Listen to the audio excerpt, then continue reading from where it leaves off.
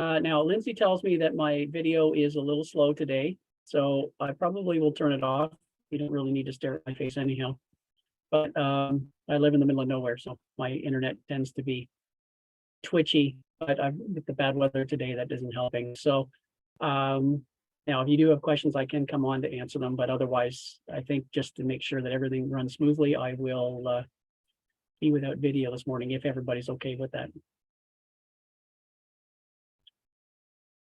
So good morning, everyone, or good afternoon, or good evening, depending on where everybody's dialing in. We are now getting international people signing in and taking our courses. So I welcome you from wherever you are in the world. I'm about 2 hours east of the city of Toronto in a little place called Cornwall. And so I welcome you, and you are recipients of an updated deck. Things have been going so well with the adoption of the golden design rules by corporations and companies that we now have a lot of good success stories of how packaging has changed. So I've tried to incorporate that into your deck, so you're seeing that where you may think that they're impossible or very difficult. Yeah, your internet connection's unstable. Yeah, good. That happened. So let's just dive right in. Okay, so consumers are looking for more sustainable packaging. We're hearing that more and more. Even it's surprising because usually when the economy takes a downturn, pardon me, when the economy takes a downturn, the environment tends to suffer, because when there's limited dollars available, the people look to say, okay, what value can I get for my money?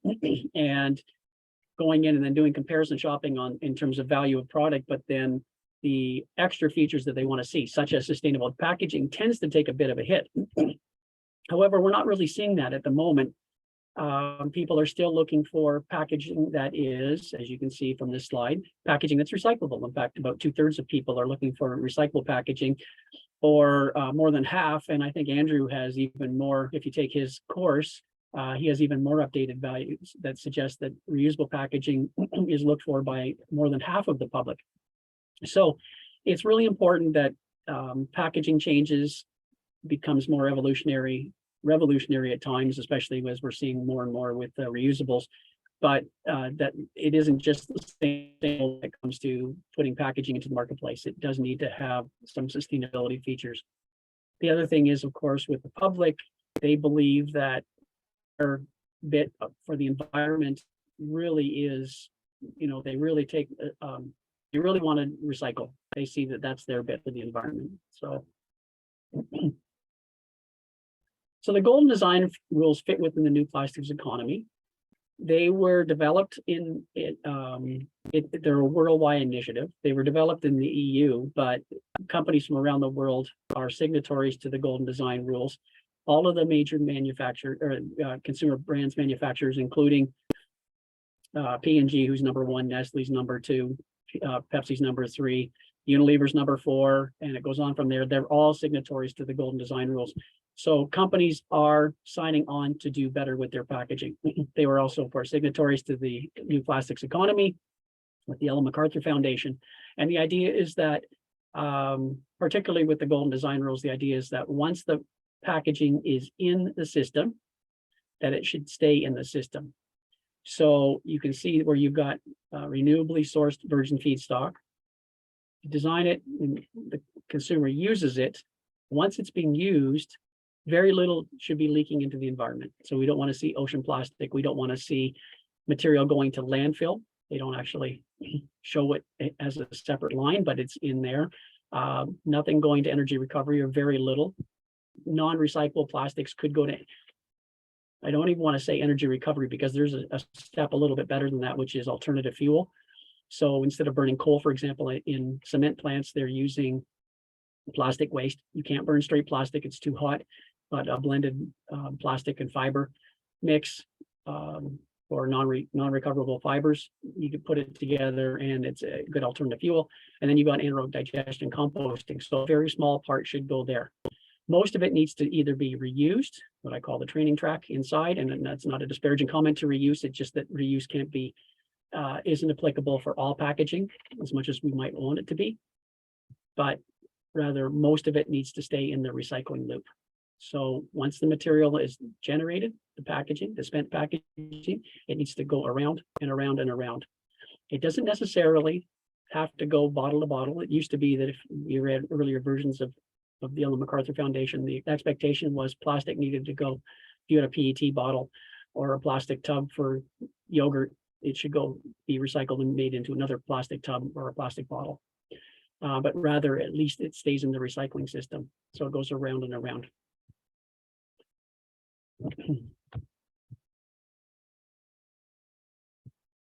So, you know, we all hear that plastics recycling rates in Canada are 9%, and, you know, we're an extremely polluting country. And I'm not saying that we couldn't do better. We could, definitely by far. But that 9% number is so misleading. There's a Fifth Estate link that I got sent recently. It's an older, it's about 7 months old, I guess, where they did an X-ray, and they start talking about the blue box and everything we need to do in single use, and then they immediately doing 9% recycling. It's so misleading because the recycling system that we have in place today, generally speaking, for Canada, is doing quite well when it comes to the major plastics. Now, major plastics are 1, 2, 4, and 5, and we'll get into that, and you'll see Golden Design Rules really focus on those as well. But you can see that plastic bottles are over 50%. Plastic thermoforms, that's your tubs that you get for the likes of spinach, your salads in the produce aisle, etc. They're over 50%. Plastic containers under deposit are closer to 70%. HDPE bottles and jugs, so think shampoo bottles, your laundry detergent bottles, etc. That they're at 60%, and HDPE tubs and lids and LDPE tubs and lids. So that's again more like your cottage cheeses and sour cream, and that they're at 40%. So overall, our plastics are being recycled at a much higher rate than is espoused on television or in the media. It's not 9%. It's 9% when you incorporate all IC&I, industrial, commercial, institutional sources, and all construction and demolition sources. So are we doing poorly overall for all plastics? Absolutely. But when it comes to residential, which is really what the focus is of the Golden Design Rules, and what the focus is on policy that you see, no single use. They don't talk about single use construction and demolition, but they talk about single use plastic, you know, straws and cups and things like that. That's all residential material for the most part. Might be some B2B when it comes to food service ware, but overall, the residents are doing quite a good job. It's not great. It's been very flat for about 10 years now. We're not getting better, but we're not getting worse within a point or two. One of the issues with numbers getting better or not is that plastics keep lightweighting. And as plastics lightweight, then it also shifts the material and where it's going, or sorry, what material it's in. So you get things like plastic, multi-material plastic laminated packaging. I would be surprised if it was only 9%. But as EPR programs come into place, there's going to be a mandatory demand that those materials are collected, and we're going to have to find sources for those to take them for marketing and making them into new materials. So the Golden Design Rules are, again, they were developed in the EU. The co-chairs were Unilever and Loblaw, Canada. Loblaw is the largest consumer product goods manufacturer in Canada, or user, retailer. They're about 20% of the packaging in the Canadian marketplace in the residential stream. So I'm not going to talk to all of the Golden Design Rules, of course, on this one page, but what I wanted to show you on this is where the focus is of the Golden Design Rules. And flexibles, which are the hardest to manage, are addressed by 4 of the Golden Design Rules, 3, 4, 6, and 8. And so you can see that half the packaging, right, are the flexibles. Flexibles are growing, continue to grow by close to double digits annually, because although they won't necessarily have a great recycling opportunity, now mono-material flexibles like polyethylene pouch, polyethylene bags, grocery bags that are no longer really available, or bread bags, for example, they're being recycled, and they're part of this 51%, but then of course here you've also got all your multi-material, multi-laminated pouches like you see, and go down your local candy or snack food aisle, and you're going to see lots of those packages. So the Golden Design rules really focus on that half of the packaging. About 20% is on high density polyethylene and polypropylene. That's two of the Golden Design rules. 17% is the PET bottles.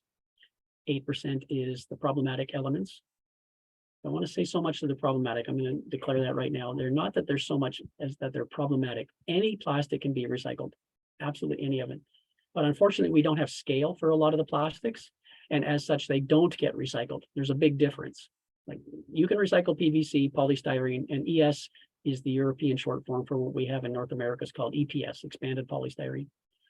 You can recycle all of those. And in fact, expanded polystyrene and polystyrene are recycled in many locations. So not as many as we like, but again, there's not a lot of it, but it does get recycled. And then finally, we have PET trays, the thermoforms, like I said, the produce materials. So why do we need the Golden Design rules in Canada? If we have more consistency in the plastics that are used in the marketplace, then we can have economies of scale in terms of developing recycling infrastructure and market infrastructure, so secondary processing infrastructure, so that we get more material captured and more material recycled.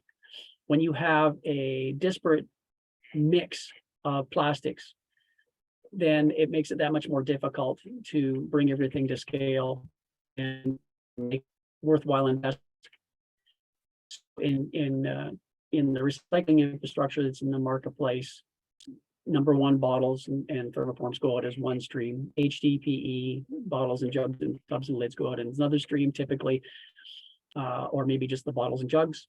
And then with the rest of it, which is in the industry is called 3 through 7s or mixed plastic.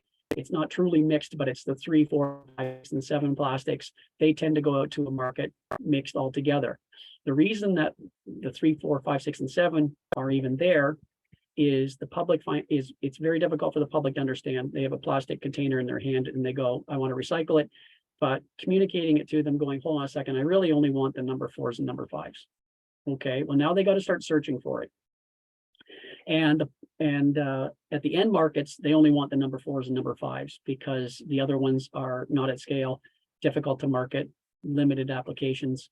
And so in order to get the 4 and 5 plastics, particularly the number 5, the polypropylene, they capture and accept it in market what's called the 3 through 7s. So anyhow, that's why we collect them all in Canada. Most places collect all plastics.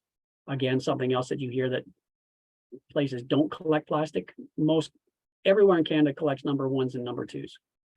The rest of it varies, but for the most part, everybody's collecting 3 through 7s. Polystyrene and plastic films are variable. So if you're moving plastic packaging from non-recyclable to recycled, then you're increasing yields in end market, which means it's also more efficient, lower cost to the end market to process the material. And you're getting more higher value plastics and less lower value plastics, which means that you're increasing the value of everything in the market. The other thing, of course, that's really important is with the regulations in the EU and pending in Canada, for example, and in other jurisdictions, we've got the need for recycled content in our plastic packaging. Well, if we got more of the ones that we really need the most, PET, HDPE, so high density polyethylene, low density polyethylene, and polypropylene, then we have a better opportunity to meet our recycled content targets. If we've got all these other plastics, like you can't put PVC into PET, you can't put polypropylene into HDPE, limited quantities, but really you shouldn't. We want HDPE to go into HDPE, LDP to go LDP, et cetera.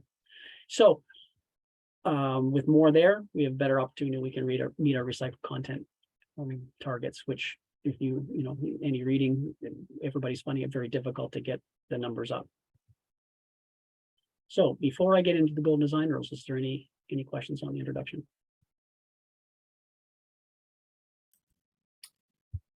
This is Mark Watts here from Church and Dwight. There was one question on, I think it was slide 4 on the recovery rates, your 51%. Oh, there you go, slide 5. Your 51% on slide 5. Is that a mass balance or is that based on the number of components? The 51% is how By much to weight? put into the market. So whereas this slide speaks to, this slide speaks to what's recovered. So of the plastics that are put in the market, we're getting 58.8% of the PET bottles that are generated. This slide speaks to how much of the plastic packaging that's in the marketplace is in each of those material types. So we've got 51% of all the plastic packaging, share of plastic packaging by type, right? 51% of it is flexibles. Okay, so it's not by weight, it's by type. But to be honest, that's a good question. I think it's thinking, would it be by weight? No, I don't think it would be by weight, just by generally, but yeah, that's a good question though, Mark. I should check in to see whether or not the 51% is consideration by weight, but I don't think it is because films in that are not combined are not more than 50% of the plastic stream. As far as Thank I'm you. aware.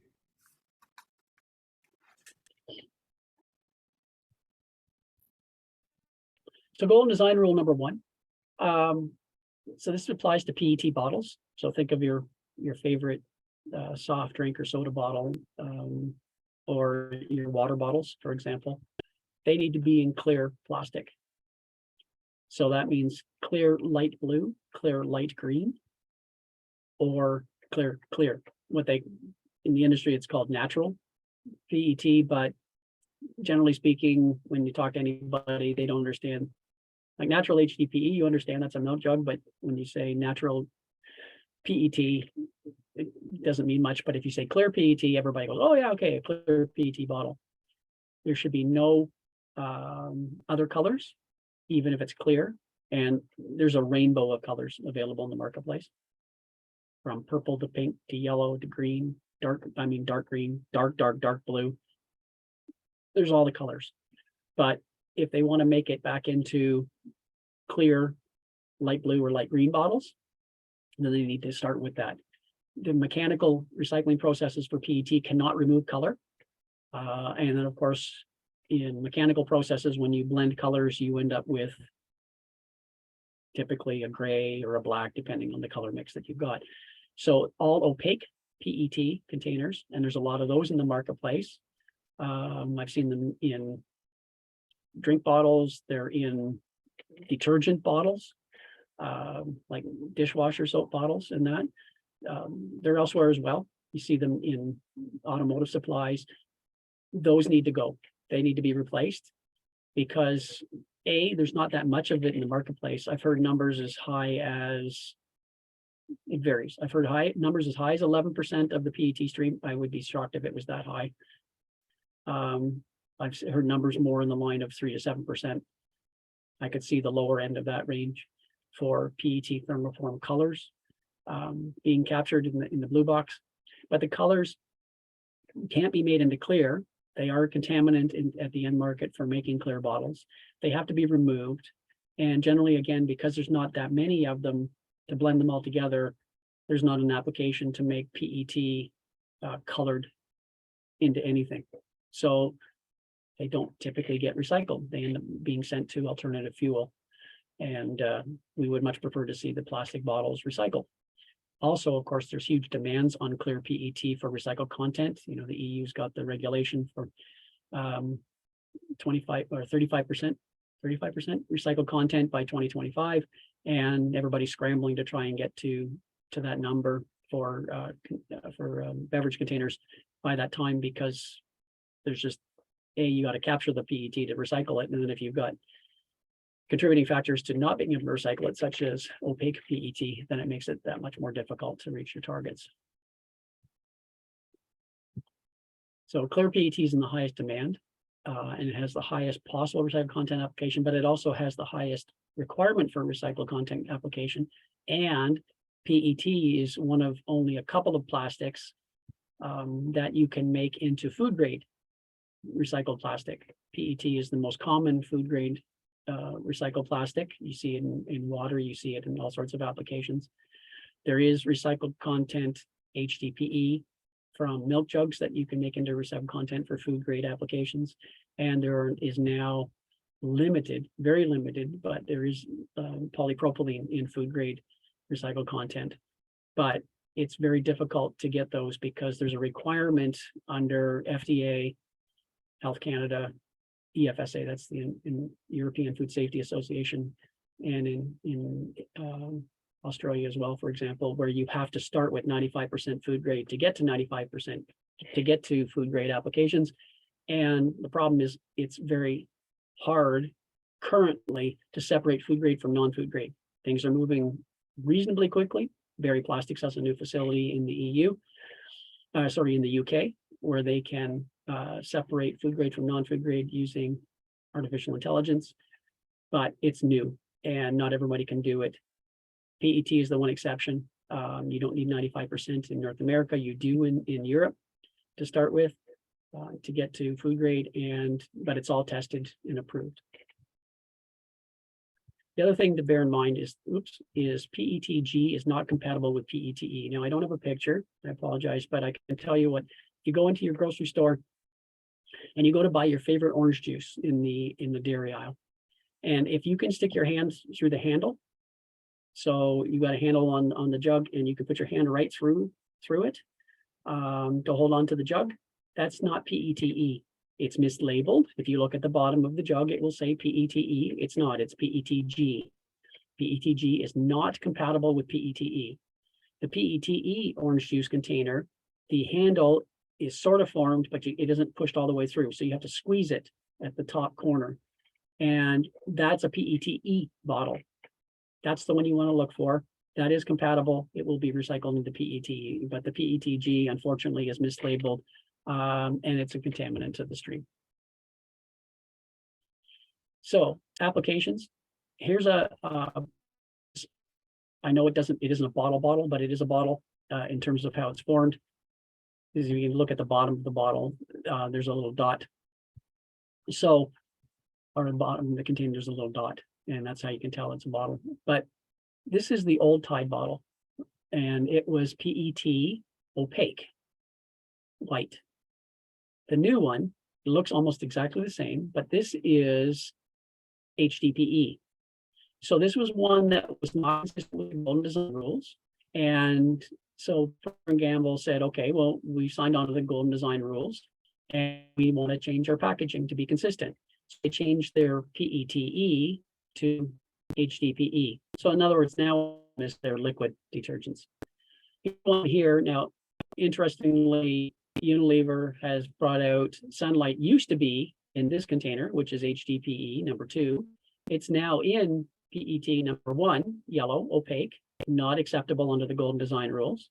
Unilever is a signatory. In fact, they were the co-chairs of the development of the Golden Design rule. So this package needs to be replaced. This one, Walmart's, is HDPE, so it's consistent. Now you can see, now if anybody's on here that's a brand marketer, you can say, wow, like this looks really dull and boring. This looks really shiny and it really grabs the attention of the consumer. It's one of the reasons why people use PET is that it does have a very shiny nature when you're walking down the grocery store aisle and it really pops. So people want that to be presented to the consumer rather than this dull yellow container, which really doesn't have a lot of shelf presence. And it's not a criticism of Walmart, believe me, because this is a better bottle from a recycling perspective. This will not be recycled, the Sunlight. This one will be recycled. So, but it shows you that there are alternatives in the marketplace and that the changes can be made. So this PET to HDPE. So here's a couple of, these are clear PET, but unfortunately they're so dark that they need to be replaced. And in fact, I think one of these, I can't remember which one, one of them is opaque PET, one of them is clear PET, it's black. So in either instance, whether it's opaque or it's clear, it needs to be replaced. So this company, it just shows you how you can get to about the same features as this in terms of you wanting to see the color of the material underneath. So you don't need to use the color of the bottle to give you what you have. So this company, what they did was they've got all their different materials or all their different products. So they colored the product. Now, this is automotive goods, but automotive is where you find a lot of opaque and colored PET. So you've got a purple, a red, a white, a light blue, yellow, and another purple, dark blue. So it's get shelf presence. You can get differentiation of your product on the shelf, but these are all now in containers that are recyclable. So important, you want to maintain materials that are PET only. The PVC, PVDC, the PETG, and the PLA, the reason they mention those specifically is that they also all have a specific gravity greater than 1. And so when they go through the wash cycle and the sink float to separate the polyolefin, which is typically the caps and lids, which are HDPE or PE if it's a water bottle, for example, if they've got these materials attached, then they will sink with the PET. And then when they go to be recycled, that's going to cause a real problem because these are all contaminants in the PET. They're going to really will cause a problem when they extrude the new PET pellets. Full body PET shrink is only acceptable if the color can be removed and the ink washes out, or if it gets removed in one piece and it'll probably be hived off in the wash cycle. Labels should not exceed 75% of the bottle, regardless of what it is, unless it's PET. So, for example, if you've got an HDP label, or any PE label, or a polypropylene label, or any label that isn't PET on your PET bottle, when it goes through the recycling process, the optical sorter, which is what's used to separate plastics, an optical sorter uses visible and near infrared spectrums of light. And as the bottle passes underneath the light source, it says, oh, okay, yeah, that's a PET bottle, because it scans it and said it's got a spectrum that's in the computer, and it goes, oh, PET, and then 5-6 inches later, the ejection bar of air will blow the bottle off and separate it from the other bottles. If it's not PET, it'll let it go and it won't eject it. But imagine if it's got a PE label on an HDP bottle, which is common, you see it in dairy, for example, then what's going to happen when it goes through the recycling system, it's going to eject that HDP bottle off with the PET because of the PET label, because it's a full body label. And so you're going, well, hold on a second. Now that HDP bottle is lost to the recycling process. It ends up going to the PET end market. PET end market now has a contaminant in it. So you want to have your labeling. This is Golden Design Rule number 7, but you want to have all your labeling consistent with the bottle or the tub, so that when the recycling process when it goes through the recycling process, it gets ejected with that material appropriately, not misejected with the wrong material. Use of polyolefin base, so that's HDPE, LDPE, or polypropylene. Label or paper label, make sure that the adhesive is water soluble, otherwise it'll stick with the bottle, and even when it's flaked and then melted, and that'll be a contaminant. The other big thing that isn't really mentioned in the Golden Design Rules, sort of is in number 7 about barrier layers, but no nylon in PET. Nylon burns in the PET recycling and the pelletization process, and that causes huge problems with trying to make a good PET pellet. And then, of course, when you're blowing a new bottle, it doesn't make a good bottle, or it'll leave pock marks and all sorts of issues with quality. So any questions on Golden Design Rule number 1?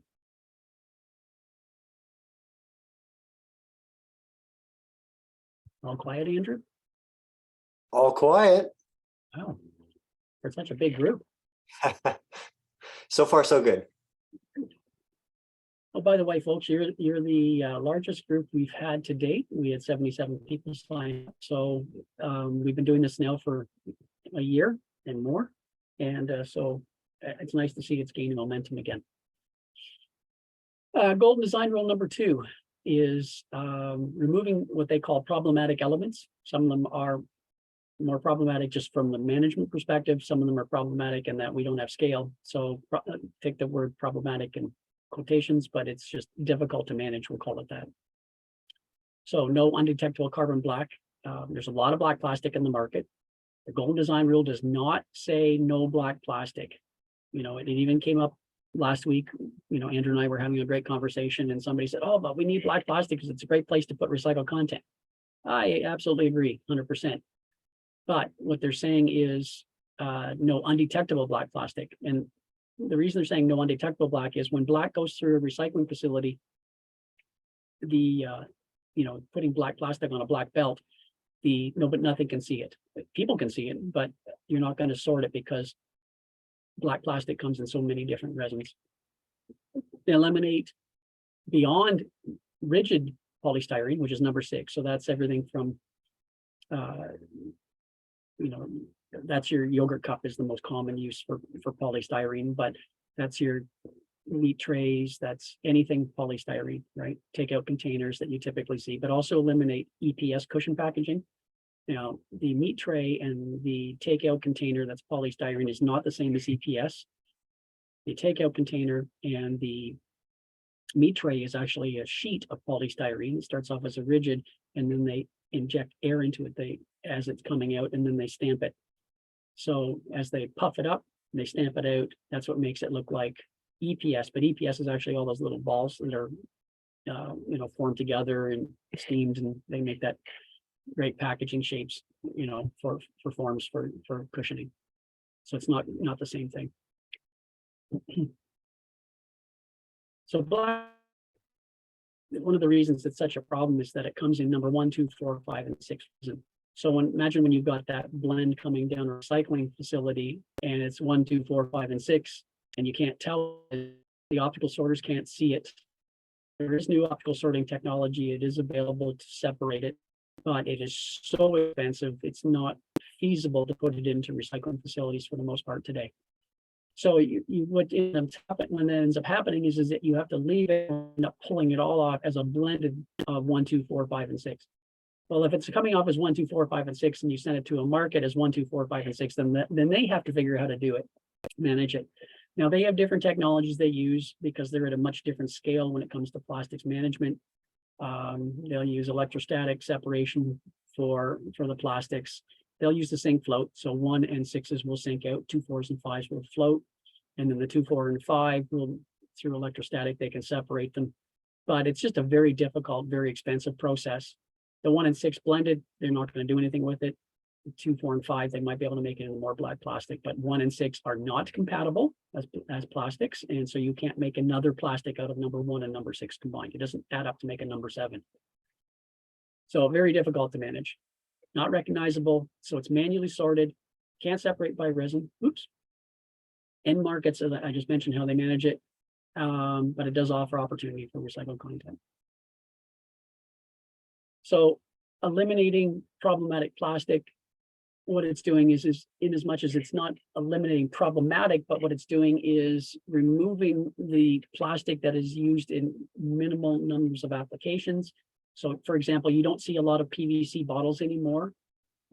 Used to be more prevalent. They were used in oils. In fact, at one point in time, I saw water bottles in PVC, but that's not anymore. It's now all PET. However, if we removed the number 3, 6, and 7, those plastics that are shown in red there, and please ignore the fact that they're in Mobius loops that aren't allowed to be used anymore. This is just for demonstration purposes, not for labeling purposes. Then what we've got is a focus on 1, 2, 4, and 5 plastics. That's what those are the most commonly used. 1 and 2 are by far the most used plastics.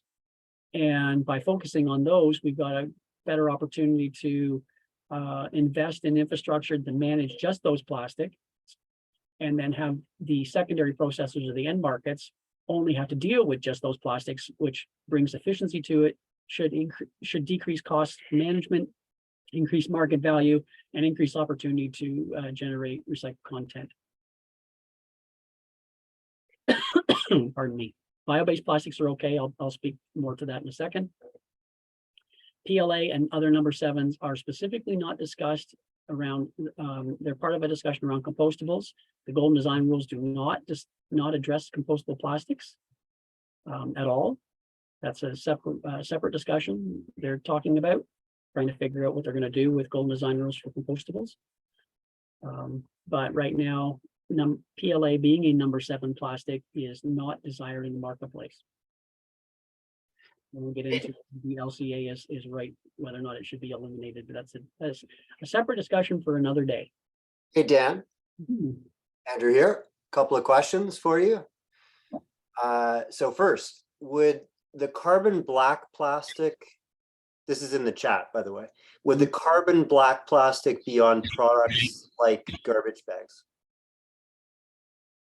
Yeah. You see carbon black plastic in most plastic. So Canada's even got a ban on carbon black plastic. But undiscoverable just means, well, I'll show you an example of a discoverable black plastic. You can't tell the difference from the other black plastic, but it's just, there's a chemical in it that makes it quote unquote fluoresce. I know it doesn't fluoresce under light, but the optical sorter sees it as a blue plastic. It doesn't see it as a black plastic. And so therefore it can sort the material, but it does look black on the shelf. And I've got a picture of 1 and 2 slides. Okay. So then question 2, why is PVDC, so I think that's polyvinyl dichloride, why is that a problem for recycling? Well, PVC is a problem for recycling, period. One bottle of, the end markets will tell you that 1 bottle of PVC and a bale of PET will ruin that batch of PET. It's not a compatible plastic at all. It causes a problem with, well, what's the word? It's like a slurry. It causes gelling, causes other problems. I think Theo's on the line if he's got a better explanation of it, of how what problems it causes in the stream. But PVC, PVDC are both problematic to PET. PET needs to be clean, pure PET with no barrier layers, no nylon, no PVC, no polystyrene, no nothing mixed into it. PET needs to be PET in order to make new PET. Okay, thank you. Yeah, and if I haven't seen if Theo's on, but Theo, if you're there, by all means, chime in. Otherwise, that's it for now. There was just a question about complete names for the, PET, HCP, etc. So I just put a link in the chat that provides those complete the complete names. Right. So I hope that helps. Yeah, for me to say polyethylene terephthalate every time, we need a 3-hour session. And polystyrene, there's so many different polystyrenes that we've been here forever. So, next slide.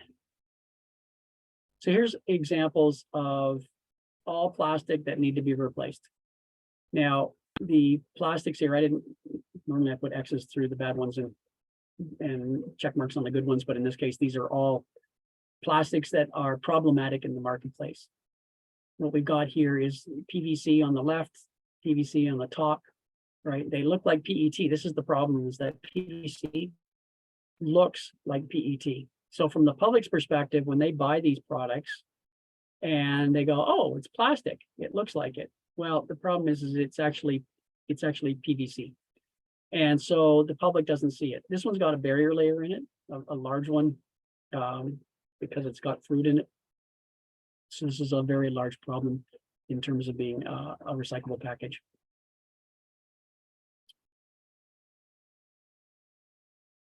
So here's examples of companies that have made shifts. So this is polystyrene, your old Tim Hortons cup. The new Tim Hortons cup, which was an award winner last year, they moved from polystyrene to polypropylene. And so they've gone from black polystyrene to brown polypropylene to now they've gone to white polypropylene in their new cups. Now their lid is a little different. And you will see Tims in both because they're still working through old stock on their old packaging lids. Their new ones are exactly the same shape and with the maple leaf on top, but it's in white. This is not a Tim Hortons lid, but it just shows you that this is a polypropylene in white. So this has got more value. They can do more with it because it's that. So this is PETG. You often see it in cosmetics, for example. Here's an award winner. They moved right out of plastic altogether and moved into paper. So you don't necessarily have to be in plastic This is one of like last year's award winners for the Global Design Awards. I can't show you this year's winners. We had a bunch of really good entries this year. Andrew and I were judges. So I can't wait to update this next year with our award winners that will be announced shortly for 2022. So generally speaking, all the different shapes and sizes of black plastic that we have in the marketplace are not discoverable. When this goes through a recycling facility, it's just going to go down the line. You're not going to be able to tell what it is. Like this is a polypropylene tub, this is a PET bottle, HDP. So all of these things are non-discoverable black. Tresemme, Unilever, this is a discoverable black plastic. So this, even though it's black, when it goes through the recycling system underneath the optical sorter, it shows up as blue. And so this is fine. This is what they're talking about, moving from a non-discoverable black plastic to a discoverable black plastic. This plastic can then go to the end market and it will be recycled as long as it's not PET. That's the one exception. There's no black PET allowed in bottle or thermoform, period. So it's only in 2, 4, and 5. You're allowed black plastic because 3, 6, and 7 will be eliminated. Really, we're talking about this is an HDP bottle for shampoo. Dan, a couple of more questions for you. So first question is with respect to PLA. Mm-hmm. So if a brand owner wanted to certify PLA as recyclable and compostable, can this happen? With the inferences, or the question includes, because there's variation in what consumers have available depending on where they live, would that be the problem? Is that why it's not possible to certify a PLA package as recyclable and compostable? Well, I used to do a lot of work with NatureWorks. Tim Goodman, for those of you who are old enough to remember who Tim was, he and I used to work together, consulting together years ago, but then I ended up working with Tim when he was at NatureWorks. You can't have a compostable and a recyclable anything, because if it's recyclable, it's got a different formulation for PLA than it does if it's compostable. If it's compostable and it's recyclable, and so now you've got something that's in the marketplace, it goes to the recycling system, and you've got a little part of the plastic that is now degradable because it will compost. Generally speaking, they compost in the presence of oxygen, heat, moisture, whatever it is, the combination. So you imagine if you've got, there used to be, for example, compostable PET in the marketplace. And a lot of people got up in arms. APR ended up generating a cease and desist letter because imagine you've got your nice image carpeting or your Patagonia jacket that's made out of recycled PET, and all of a sudden you get little pock marks in it, and you're going, "What the heck?" And that's because that was the compostable piece of it, or the oxo-degradable piece of the container that's now in your clothing or your carpeting. So it would cause huge problems. So you can't have both a compostable and a recyclable package because, and so that they don't want it in the recycling stream because it'll cause product issues later on. The compostable people don't want anything that could be either or, and that's why you don't see composting systems accepting compostable plastic packaging. It's because of the lookalikes. You can imagine trying to explain this to the general public that says, okay, now this product that's in PLA, that one you put in your recycling box, this product that's in PLA that looks exactly the same by another company, you put in your recycling box. So what ends up happening is, well, they've got, oh, that PLA, I remember that one I put in my composting bin yesterday. So this one looks almost exactly the same. So they end up putting their recyclable in the compostable bin. It gets to the composting facility. Now the composting facility is dealing with a lot of plastic they can't manage, and it causes contamination issues. They, rot pockets when it traps food, et cetera. So compostables need to be a very separate stream, separate managed. It's going to have to be product line specific. So maybe quick service industry would be just compostable packaging, so that now it's something you can explain to the public. Even the National Zero Waste Council said compostable plastics are a problem because we can't explain it to the public such that they're consistently doing the right thing. And if they're not consistently doing the right thing, then you've got contamination issues across the streams. Now, oxo-degradables, sorry, are there any other questions, Andrew? Yeah, well, we've actually got quite a few questions. So we'll, I know we're at almost 10 to the hour. So Yeah, there are a couple, I think they're pretty straightforward. First, on PVC. So with respect to some of the images that you were showing, are those PVC products labeled as such to inform consumers, and is that labeling mandatory? well, no labeling is mandatory yet. We'd like to see labeling, but the problem is the labeling that we have in Canada, and Andrew will be, sometimes there's issues with it. So how to recycle label says that PET, you need to check with your local programs, which is what you'd have to do in this, but in Canada, they can be recycled. So now it causes confusion. On plastic film, for example, it says store drop off. We do not have store drop off of plastic film anywhere in Canada. There's depot drop off in BC, for example. So having a how to recycle label on things is not necessarily the right answer if they, unless how to recycle gets their database updated to be Canadian specific. Otherwise, it's going to cause more problems than it's going to solve. And Andrew will speak more to that later. Now, Yeah, a little bit. Yep. packaging that was in that previous slide is labeled PVC, but unfortunately, again, for the general public, not for the informed public, which is about, say, 20% of the public, 15, 20%, they look at it and go, oh, it's a plastic package. It looks just like another plastic package I had in my hand yesterday, right? And as such, it must be recyclable. So I'm going to put it in my recycling box. So even though it's marked number 3 plastic, and just something else for you to consider, Andrew, I'm not sure if you're speaking to this, but there's a Canadian discussion paper out right now that is talking about changing all the labeling for plastic packaging in Canada, which is going to wreak havoc on the market because of what they're proposing to do. I'll leave you to investigate further. But anyhow, people look for the Mobius loop. Those uninformed look at it and they look at it as lookalike plastic. That's why it's such an issue for composting facilities, is the lookalikes. So all that PVC packaging I showed you looks just like PET thermoform or bottles. And as such, it goes in the blue box and it has to be managed by the recycling system. Yeah, Dan, let's do one more now and then we'll do our best to loop back.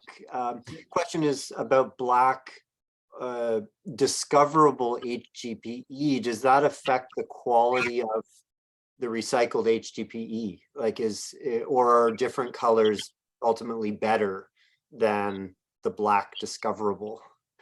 To be honest, HDPE comes in all colors. It can come in all colors. If you want to do the best to the market, then what you're going to do is put everything in HDPE natural. It's worth a lot more. They can make the natural has got greater application, greater market value. But with all the colors of HDPE, I just think walk down your laundry detergent aisle, all those different companies. You've got white, yellow, blue, green, different color blue, right? Depending on the product that's in there, fleecy blue versus, downy blue. So, all those different colors are all in HDPE. And as such, they go to an end market as colors. Now, the end markets, if they have a customer that only wants color, they will color separate it. They have that capability. Technically, we could put the capability at the recycling facility, but now instead of it costing us, $200 a ton to sort recyclables, it would cost us, that's for all recyclables. Plastics are typically closer to $1,000 a ton. We'd be looking at $2,000 a ton. So don't do it at the MRF, material recovery facility, rather do it at the end market where they've got scale. So. Anything else, Andrew? Well, there is. It's about number 7s, good old number 7s. And the question is around what is currently done to manage this type of plastic. It's Blair in this case is seeing, those large refillable water jugs are number 7. So, eventually when those reach end of life, does that become a problem? And is there anything that's being done to address this? Well, generally speaking, those 15, 18, 20 liter containers are not put in through the blue box. We do get them, but they would be sent with the number 3 to 7s. They go to an end market. They would probably most likely be shredded and made into an alternative fuel. So it's manageable, but it's not desired. How's that? Got it. Okay. Let's leave it at that for now. Okay. So Yeah. we're up to date and Considering we're 52 minutes in and we're only 25% of the way through the slides, I'm gonna that's have what I to was thinking. Yes, pick it up a little bit, folks, or you'll be here till 2 o'clock. very good. Onwards. So anyhow, just quickly, oxidagradables does not mean compostable, does not mean certified compostable, which is really what you want to see. I'll show you that in the next slide. But rather, oxidagradables just mean the polymer chains in the presence of light or oxygen, sorry, start to break down and they break into little fragments. So that generally makes microplastics, which can be a problem.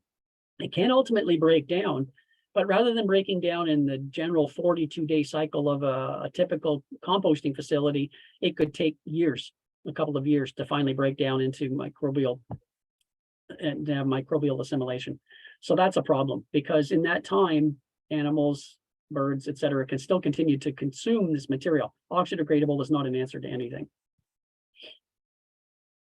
So you want to have compostable or certified compostable. This is part of design rules. They're just saying when it comes to managing number 7 plastics, if you're going to have compostable plastic, make sure it's certified compostable. It needs to be certified by one of these agencies or others. I'm missing TVA, I just noticed. So anyhow, there's a lot of different certification bodies, but certified as a compostable plastic. Number 3, eliminate excess headspace for plastic types. This just speaks to excess plastic in the market. You saw from the beginning slide, nobody wants to have excess packaging. And, we've all had that favorite moment when you open up your bag of your favorite potato chips and you look and you go, oh my goodness, I thought I bought a bag, that's twice as much as what I'm getting.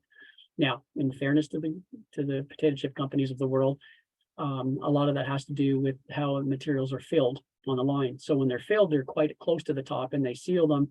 But by the time they get through, putting them in boxes, transportation, putting them on the store shelves, you buying it, putting it in your cart, you taking it home, you put it on your shelf, it settles a lot. So it'll be more than 30% by the time you get it, but when they fill it, it isn't 30%.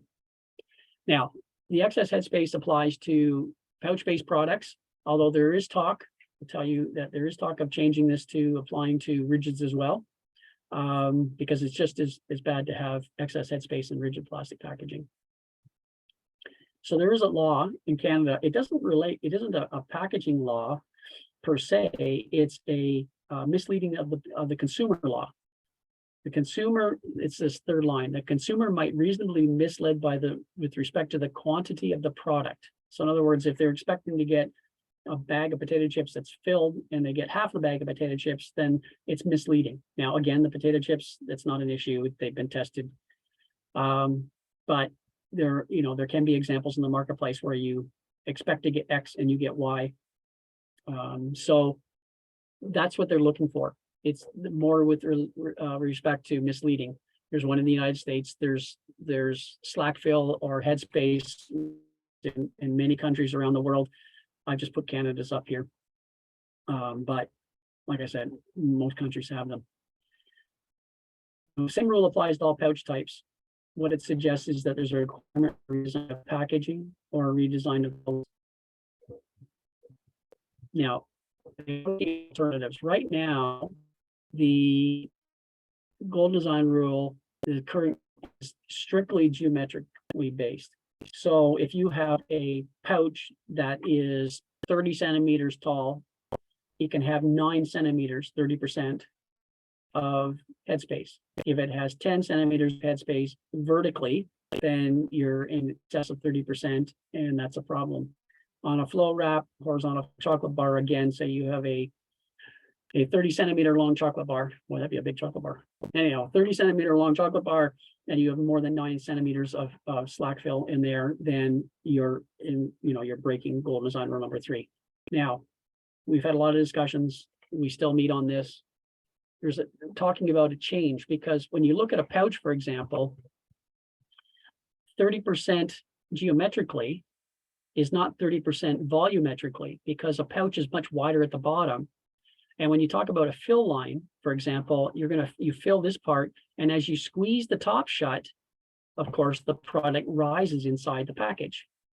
And as it rises inside the package, if it gets to the closure portion and actually spills out, now you've got health and safety concerns. And remember, the role of packaging is not to be recycled. That is not the be all and end all of a package.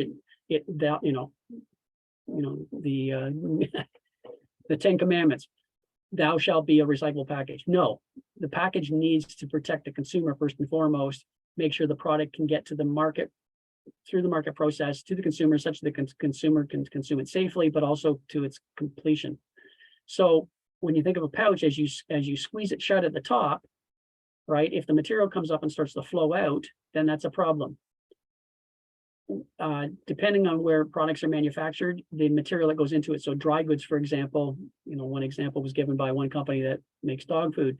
And depending on which plant is making the dog food, their source of some of their ingredients have different densities. Even though it's the same recipe, the density of the material that goes into at one plant is different than the density of material goes into another plant. And so therefore they have to have, because they design their fill lines the same for all the plants, they have to make sure that they've got room so that when they squeeze the bag shut with the dog food, it doesn't spill out the top. When it comes to filling it with liquids, particularly soaps, they can foam. And of course, you don't want the foam coming out the top. So there's a lot more that goes into it. It isn't just geometrically based about having the amount of air that's in there. So volumetrically based on air, and they'll use a syringe, for example. You can use the displacement method. There's a lot of talk about different methods that could be put into place. They haven't finalized it yet, but the point is that you need to minimize your slack fill.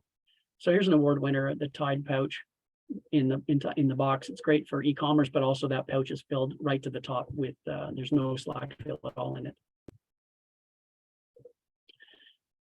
Golden design rule number 4, unless I get stopped, Andrew. Reduce plastic overwraps, only using them when necessary. The idea. Dan, yeah. Sorry, just very briefly, I just wanted to point out that if everyone takes a peek at the chat, Betsy made a good comment about back to those number 7 water bottles. So if they end up in a MRF, as you said, Dan, yeah, there is, they will be shredded, etc. But Betsy just points out that the industry has their own deposit and return system. Oh yeah, absolutely. Just wanted to flag that for everyone. Yeah. But a MRF won't separate those polycarbonate bottles and take them back to the local wherever store, right? Yeah. Okay. So, absolutely. Yeah. That's all just nice. Great when people jump in on the chat. So thanks for that. Yeah, and also it's a reuse system, Andrew. So of course you're jumping all over it. So Andrew is our reuse guru, folks, and anything with reuse or refillables, Andrew is just all over it. And he's an expert. He's our expert in it. So of course he had to make that point, and that's fine. And I agree with it 100%. So. Okay, so onwards and upwards to number 4. Number 4. So reduce plastic overwrap. You don't want excess packaging in the marketplace. If there's plastic overwrap, it has to be dealt with. Sometimes you look at questions. Why is it overwrapped at all? Others is there a better way to overwrap it? Now, respecting that the overwrap must respect health and safety concerns. So, for example, an overwrap around a pill bottle on a shelf in the health and safety aisle, that safety seal, you can't take that off. So is it an overwrap or is it a safety seal? Safety seals are excluded from the Golden Design Rules, but so it's not that overwrap, but rather the general overwraps around bulk sizes. Like I was in one store recently, and I noted that the multi-packs of I think it was spaghetti sauce or something.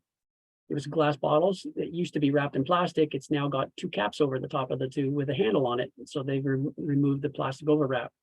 And that plastic cap that goes over the multiple bottles can be recycled. It's HDPE.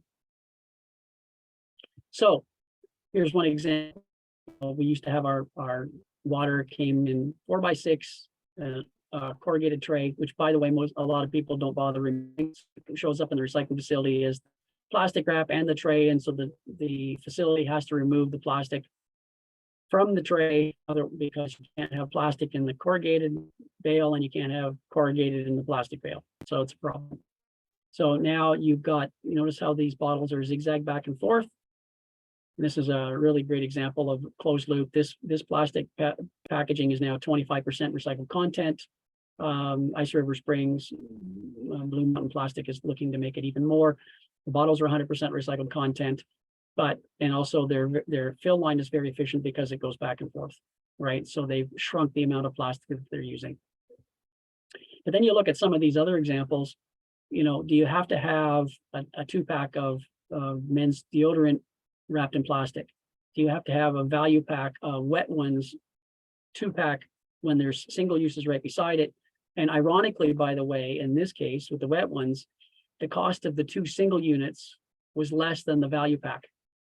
So let's say that was $3.49 times 2 is $7. The wet ones double pack was $8.49. Or sorry, it was $7.49. So you're sitting there going, hold on a second. You're trying to sell me a value pack, but you're charging me more from that. And now we've got all this excess packaging I have to deal with. So you really question, do you really need it, or do you just offer discounts on multiples? And I notice grocery stores are doing more and more of that. Now, if they would just stop penalizing seniors and people who live by themselves and making them pay more for one of something rather than buying multiples and paying less, but that's my pet peeve because I'm a senior. So there's lots of alternatives out there. These 6-pack rings, for example, around the Pepsi, they've now been banned in Canada, effective January 1, I believe it is. The shrink wrap around Coke and the Girl beer, there's lots of alternatives. You can have a boxboard sleeve. You can have the cap of Corrugate, which is an award winner. Coke's got their boxboard cap that goes over it. San Pellegrino uses a boxboard sleeve around it. And then these are the caps I was talking about. These are just a generic example, but you see how they snap on top. This is for aluminum cans. It was done for the soft drink and for the alcohol industry, but they're now using them in general grocery. And then for multiple necked bottles, you can just put two caps around it, and then you've got a handle in the middle to grab multiples. So there's lots of examples, lots and lots of examples now where you just don't need this plastic wrap anymore. There's lots of viable ways of putting products on the shelf, still getting that shelf presence, but eliminating plastic altogether. Any questions on that one? So far, oh yes, one from Elsa. Can the bottlenecks be problematic for recycling based on their size? What do you mean the bottleneck? Like on this bottleneck here? Well, yes. Elsa says yes. No, that bottleneck is not a problem. It's typically thicker than the bottle itself, but no, it just gets shredded and made into new plastic. These caps here are most likely HDPE or polypropylene. And so they can be, if they're polypropylene, for example, when they go through sink float, the PET will sink, the polypropylene caps and the sleeve across, which is probably HDPE, they'll all float and they'll be sent off and be recycled separately. And so none of this package is a problem. Perfect, thank you. Number 5. No, we just made up a bunch of time, Andrew. Catching up here, good. We're now almost halfway through our slides. So number 5 is just like number 1. This applies to PET thermoform trays and packaging. So, the tray you might see under your favorite chicken, or the trays you might see under your favorite spinach, or your salad that you see in the produce aisle. Those are all thermoforms. The black PET thermoform you see under your chicken is going to have to be replaced because there's no black thermoforms allowed. There's no colored opaque PET thermoforms allowed. And this golden design rule was changed from when I joined the Consumer Goods Forum with it. Originally, it stated that you could have colored PET thermoforms. You could have anything because they thought it was a good place where they could dump colored PET and make recycled content PET. But they also, at that time, weren't aware that you could make PET thermoforms into PET bottles because nobody's doing it. We're doing it in Canada. That Ice River Springs Blue Mountain Plastics group is making thermoforms into bottles. And, so when they looked at it, they went, oh, hold on a second. Really? You can do that? Yes, they can. It requires a separate process where you put it in a nitrogen bath. You can raise what's called the intrinsic viscosity of the thermoform up to a bottle grade level, and you can make bottles out of it. And they're doing it with 35% approximately of their in-feed bales of PET, which all come from Ontario. For the most part, they're making it into bottles. Well, when the Consumer Goods Forum found out that you could make bottles out of thermoforms, which, like I said, is not being done in Europe, it's not being done in the United States. In fact, the US has even had regulations that would have separate thermoform recycling with requirements for thermoform separately. They changed the gold design rule. It was completely rewritten. And I said, listen, if you're going to make bottles have all these rules, why don't you make the thermoforms the same? Because I can make thermoforms into bottles and I can make thermoform to thermoform, but you want clear. And so they did. They rewrote it. So this is, I like to affectionately call the Canadian Golden Design Rule, because we are so much further ahead than anybody else anywhere. They were shocked, but proof is in the pudding. The bottles are in the marketplace all over the place.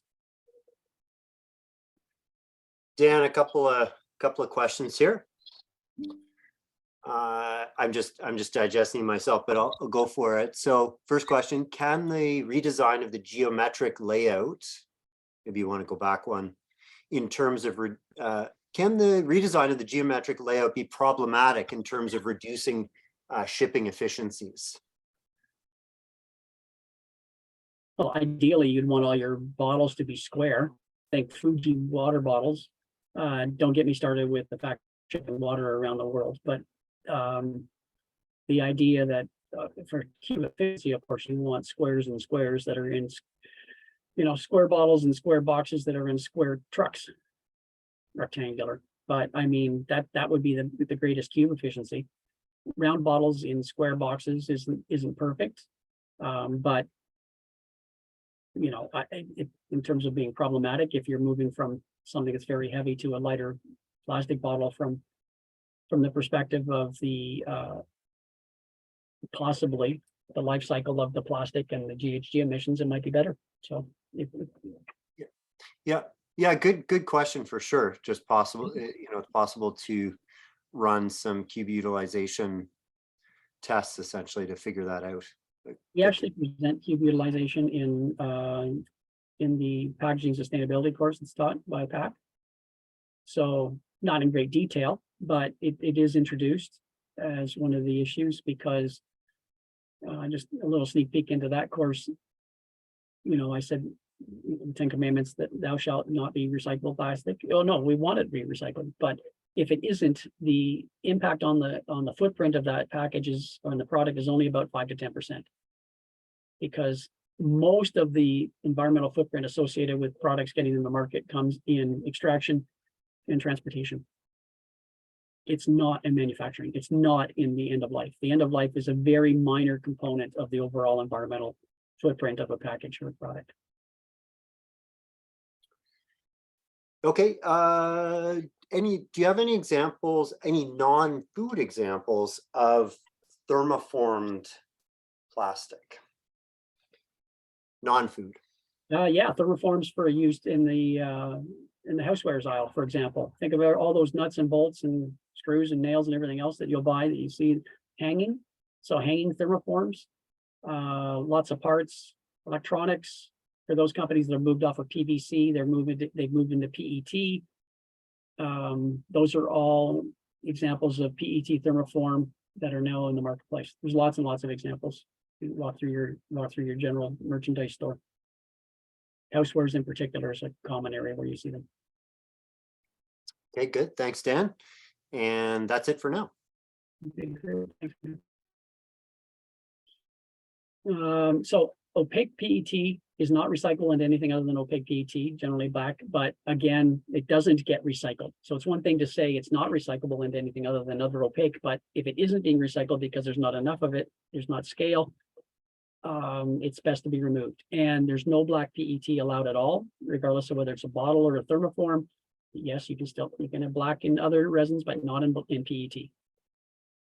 CPET, crystallized PET, is compatible. It looks like it's white, for example, because it goes through a second heat cycle. When it's formed, it turns it from clear to white if it starts clear. That color is removed on processing. because it isn't an inked color. It's not ink in the PET. Now, the problem is at the recycling facility and even at the secondary processor is they can't see CPET from PETE that's not CPET, not crystallized PET. Because it's white, it's most likely going to be removed and put in with the colored PET, even though it is compatible with PETE. So that's something that's an issue when it comes to the technology that's available in the marketplace to differentiate CPET from other PET. So just examples we've got at the bottom, we've got a PET, there's your chicken container, for example, that would be for maybe chicken wings, not for a whole chicken, but the bottom is PET, the top's PET, but that is not a compatible container. Now, I do appreciate that the one beside it is showing is for fruit, right? Raspberries, for example, but that just shows you can get PET thermoforms that are clear top and bottom.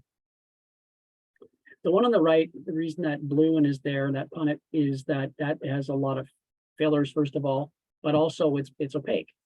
So, you used to see them for some meats, for example. Now, that is a clear PET tray. And then they put the meat in, and it's got most likely now a PET top seal as well. But so no black and no opaque. Examples of, well, you were asking me for other examples of PET. So, these toothbrushes are PET. There's produce PET, this roommate's shower curtain PET.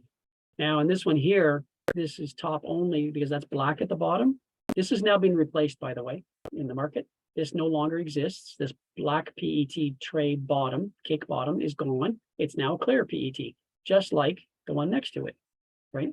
So the competitors come out with their clear PET, and this company said, "Oops, okay, hold on." So now it's been replaced. So this is all of these cakes that you're going to see in this grocery store are all going to be clear PET.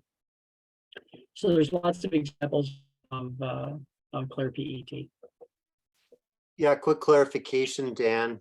Mhm. In Canada, are PET thermoforms accepted for household disposal even when they're used on food? Yep.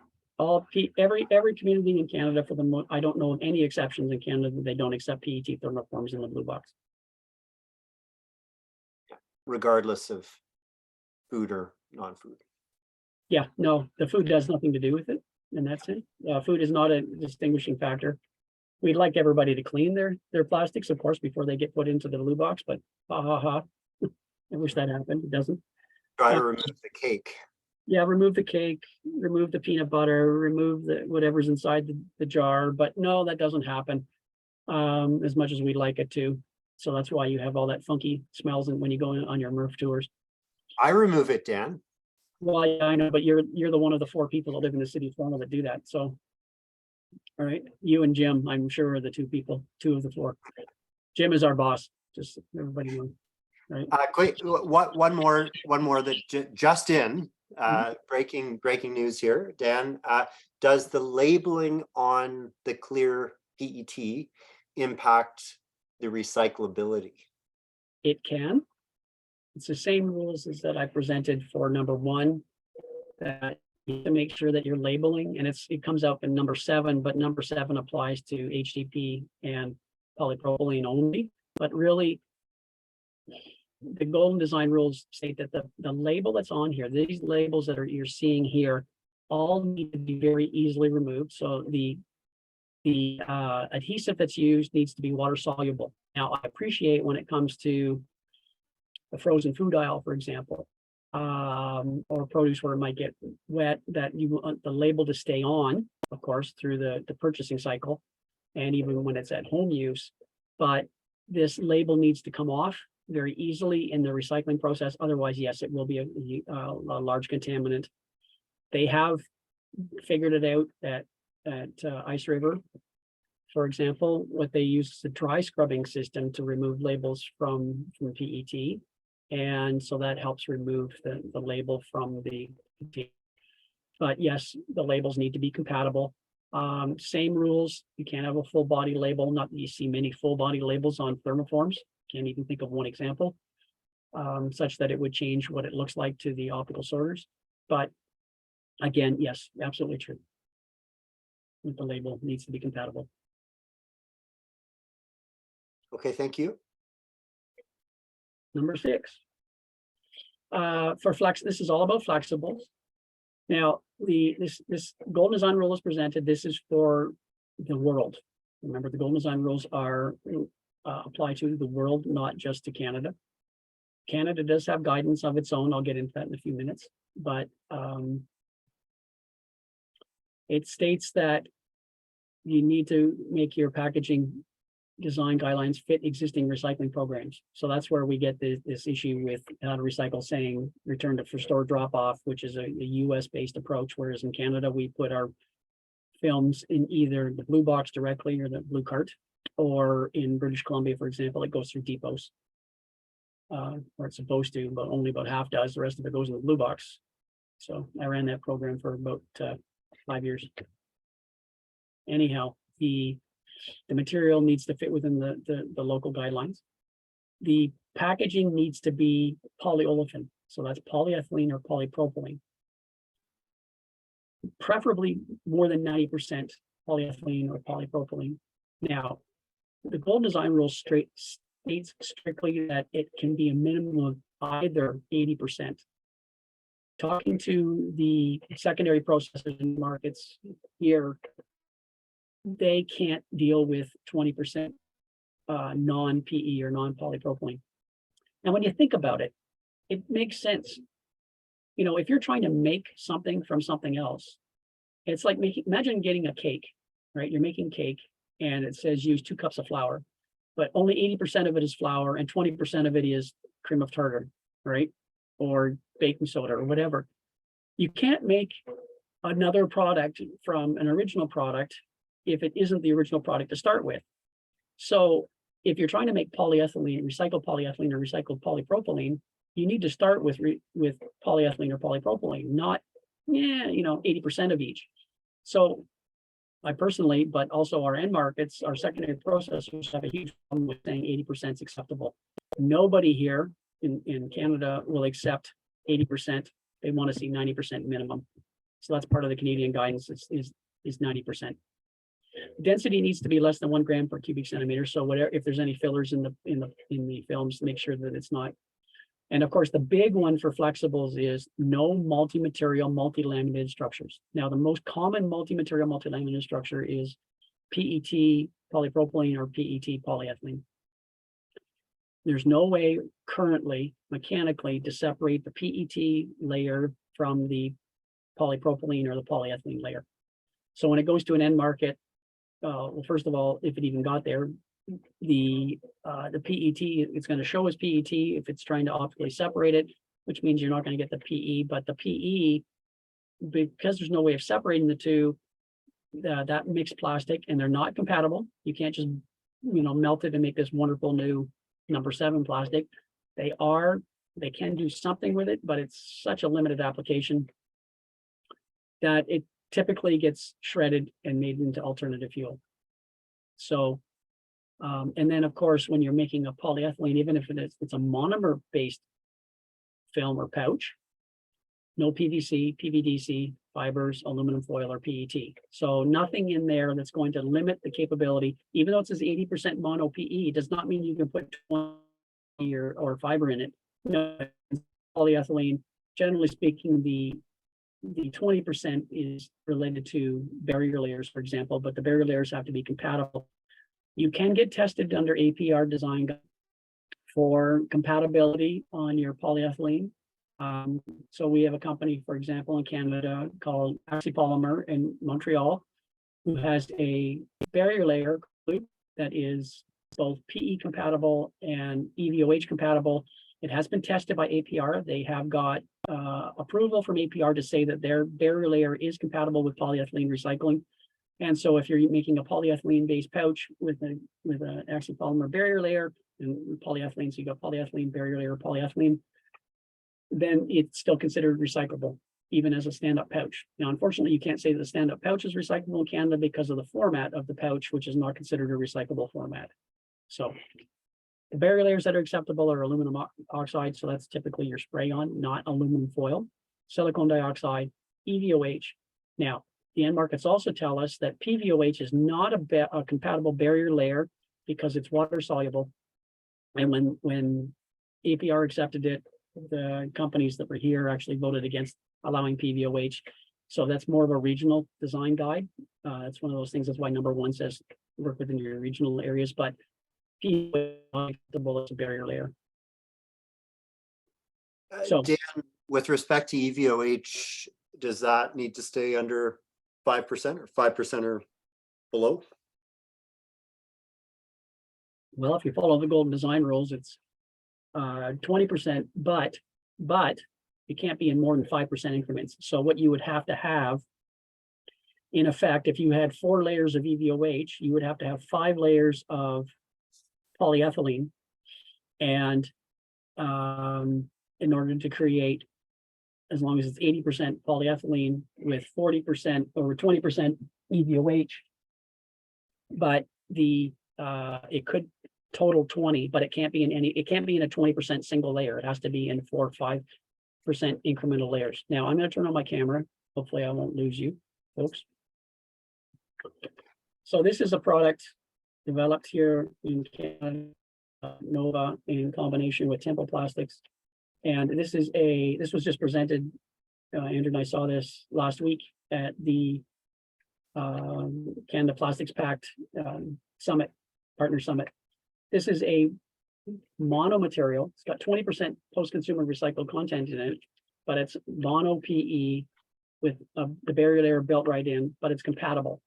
So not only have they got a barrier layer built into it that's also recycled content, which is compatible. Now the PCR is not on the food side. It's not on the inside. It's not touching here because right now we can't make food grade PCR in polyethylene, but it just shows you that something is possible, and even incorporating post-consumer recycled content in it, right? So it says right on the back, post-consumer recycled content. And I hate Zoom cameras. There you go. You just read it there. So there are opportunities out there to do it, to meet the requirements. Canada says 90% polyethylene only. The reason they don't want polypropylene is only because there's not a lot of polypropylene. Polypropylene films and polypropylene in general is in much greater use in the EU than it is in North America.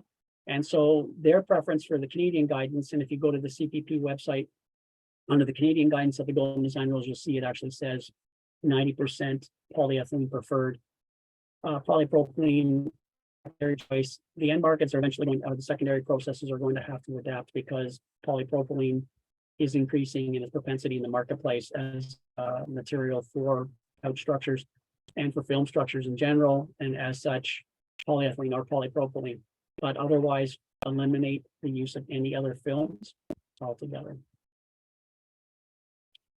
So go down to your favorite grocery store, and I'm not picking on Walmart. It's not intent. The idea, this was just handy to me to take a picture of an aisle where all of that packaging that's there, all of it on that in these 2 pictures is not compatible with the Golden Design Rules, regardless of whether it's Maynard's or Werther's or Macintosh. I guess that's Roundtree, or it used to be when I was a kid. I don't know who makes Macintosh now, or Great Value. I don't care who it is, Loblaw, whatever your favorite company. All of that packaging is not compatible with the Golden Design Rules. It's all multi-material, multi-laminated structures. So these are areas where there's going to need to be an awful lot of work. Remember the 51%? Well, here's a prime example of an entire aisle that really needs a lot of work to get to mono material structures that can be recycled. Examples of, like, this is a multi-material, this is your standard multi-material, multi-laminated pouch. Typically, you can see that it's PET on the outside. If you notice in this last one, isn't that all that nice shiny packaging? Doesn't it make you just want to go buy whatever? What is this? Chocolate covered raisins and peanuts, I think. Doesn't it just make you want to grab a couple bags of that stuff because it looks so shiny? It really pops on the shelf. PET also serves barrier properties, very important, but it also the PET on the outside also looks very good from a marketing perspective, but it's not. So, but there are alternatives. This is one of our award winners from last year. This is a mono-material structure with a barrier layer built into it. The entire coffee aisle, I could have taken a picture of the coffee aisle. It's the same thing. There are, I don't know of anybody yet that's using a mono-material structure for their coffee, ground coffee or coffee beans. But there are now opportunities out there. There are examples of where you can get mono structures. This one I bring up as an example of a move that has been made by Maple Leaf Food, and you know, I'm talking to Priyanka, Priya, sorry, talking to Priya. She's in charge of this. They changed from a multi-material, multi-laminated structure to a straight PET structure. So I can sit, you know, we had a good discussion about it. It's a sideways move. They're not in multi-material, multi-laminated. If that package ended up in the recycling stream, it would, if the container side, it would be sorted with the optical sorter for PET. It would go to the PET end market. Whether it got recycled, it likely right now with the recycling process that they've got for PET right now, likely would not be recycled because it would fluff up in the scrubbing cycle, and it would not be captured as a rigid. It's not rigid, it's not flexible, it's a semi-flexible, semi-rigid, however you want to call it. Generally not recyclable, but it's a movement. Ultimately, we want to get that to a polyethylene structure. Now, the one on the right is, if you go down, and I'm in a kudos to Walmart, they're signatory. They said we want to move from from multi-material, multi-laminated to recyclable structures. If you go down their aisles now, you're going to see where they have made changes from multi-material structures. So, for example, you're going to see a pouch of strawberries, and then right now, in the transition period between pouch structures that are multi-material, multi-laminated to mono structures that are just polyethylene films. So change is happening. And again, the opportunities are there to move into a mono structure. You can get it with barrier layers built into it. And you can see in this case, they've actually got now the recycled logo on it because it is just a bag, as they call it. How recycle just calls it a bag. Okay. Now, And- yep. Yeah, and sorry, if you could just toggle back. Well, there's a question about do we know what brand is the mono material coffee bag? Which All I'm of them. not sure. What's that? All of them. Or do you want to know what this brand is? This isn't a brand. This is just a generic. Generic. Yeah, that's what I thought. So that's that. And then so on slide 31, so this one, are all these examples are printed with inks and maybe coatings and varnish. Do these coatings and such affect recycling? And then there's even a follow-up. What about reverse printed, laminated, all PE? Are you talking about like when you've got an in-mold label into the PE? Vivian, if you could elaborate. But I guess the first question is about, if we focus on that, about inks and coatings, et cetera, will these affect recycling?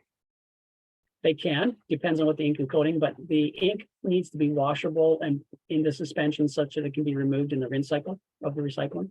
If it sticks to the ideally, now realistically, what will end up happening is they will take this film, they will grind it, they will melt it, and they'll make it into black plastic, right, or gray plastic films. Put this back into white plastic films because of all the color that's in there. So again, having all the inks and colors in the film or on the film just limits its application for recycled content. So they're not going to take this and make it into recycled films for, and you can't make recycled food grade yet. So the reverse printing, if I understand what you're thinking, is that the printing goes on the inside of an outside layer of plastic film. That's like an in-mold label on an HDP tub, for example. Design number 7. Again, not a problem, but make sure that the printing and the in-mold side of it is compatible with polyethylene. So don't put a PET in-mold label inside a polyethylene structure because then that's a contaminant. Dan, here's one. It's a question. So a problem is that monolayer PE or monomaterial multi-layer laminations aren't being recycled at MRF. So that's the comment. And there's no market value. So why recommend it as part of Rule 6? Well, Rule 6 is addressing pouches. And I beg to differ that films are not being recycled. They are being recycled. I'm not sure where that person's from. But they are, we are recycling. We have a very strong market in EFS plastics and List-A-Well for plastic films. They're not recycling as much as they'd like to, because to be honest, there's so many multi-material, multi-laminated structures in the plastic film bales that are going to market that it's causing problems. That will be addressed under the move to 100% EPR. Just as a full disclosure, I'm working with Circular Materials now in the development of a new program, and we are addressing the multi-material, multi-laminated structure and looking to recycle more plastic films. But today, plastic films are being recycled regardless if they're monostructures.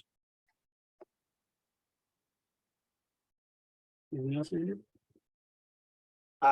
No, not at the moment.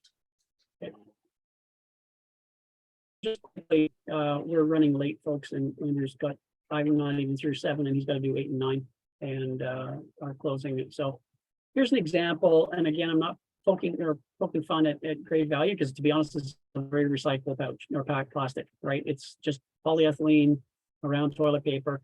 But Royale, Canadian company, they've moved out of plastic altogether into paper. So again, do you need to use plastic, or can you look for alternatives? And in this case, it's 100% recyclable plastic or paper pouch, paper wrap around the toilet paper. And this is made in down the East Coast. So Golden Design Rule number 7. Now we've spoken a lot about this. This is around HDPE and polypropylene, so high density polyethylene and polypropylene packaging, but it's all about increasing the value. So it all relates to printing, labels, adhesive choice, inks, sizes, liners and seals, and fillers, right? But in reality, it's just as important to understand and make sure you're compatible for labels, material choice, adhesives, inks, sizes, printing, liners, seals, and everything else for PET and otherwise. So really, this is already been spoken to as related to PET, but it really is related as just as easily and just as much to HDPE and polypropylene. Same rules. Make sure that you're using labeling that's consistent and can be removed. If you're using, ideally going to eliminate PET, GPLA, and PVC labels and sleeves, because a lot of the time these bottles have got full body sleeves on them. So if they've got any of these 4 here, and it goes through an optical sorter, like there's examples in the marketplace of HDP containers that have got PET sleeves on them. Well, the machine is going to look at it and go, oh, that's a PET bottle, and it's going to eject it with the PET, but it's HDPE. So that's why they managed, because if it was on it, if it managed to get recycled into the right stream, then at the end market, when it the secondary processor, when it was flaked and washed, the PET sleeves would come off, they would sink, the HDPE would float, and they would recycle it. So this Golden Design Rule addresses maximizing the value of plastic packaging. They want to make sure that when the HDPE or the polypropylene goes to market, you're maximizing the HDPE and polypropylene. We want to maximize yield. We want to eliminate yield loss. I'll give you a really bad example of what's happened with polypropylene. That's really caused yield loss and needs to stop if we're going to maximize our recycling. So again, it's focusing on number 2 and number 5 plastics. Really good cross-reference is the APR packaging design guidelines. Isn't that the Golden Design Rules shouldn't be followed, but rather it's a complementary design guide, because it really digs down into the nitty-gritty and inside the plastic packaging, whereas the Golden Design Rules apply to plastic packaging at the larger, at a higher level. You know, use this plastic, don't use this plastic. But it doesn't say exactly, okay, if you're going to use a filler, then you can use it, but make sure it's of this, right? So look at it from that perspective. But it's a good design guide, and they have design guides for polypropylene, HDPE, flexibles, PET, etc. it's a complementary guide. It's not an either or. You shouldn't not do the golden design rules, but if you're going to get into the packaging design, then I would recommend you look at the design guides in APR.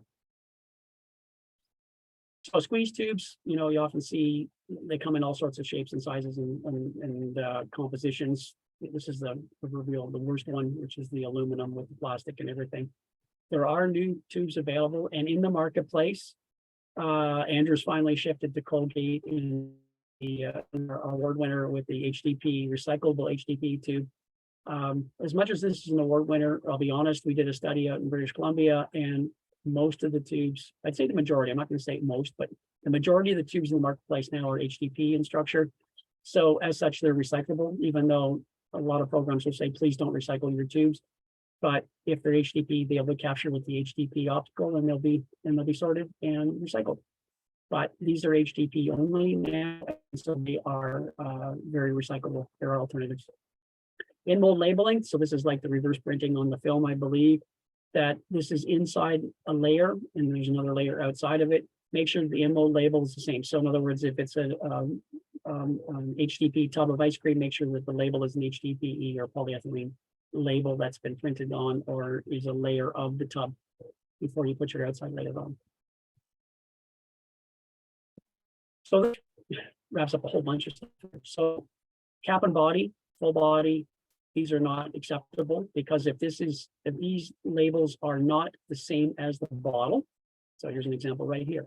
This label on the outside is PET. One way you can tell without, it doesn't marked, of course, as PET, but see how shiny it is. Again, this is a PET full body label, but when you tip the bottle down, it's a number 2 bottle.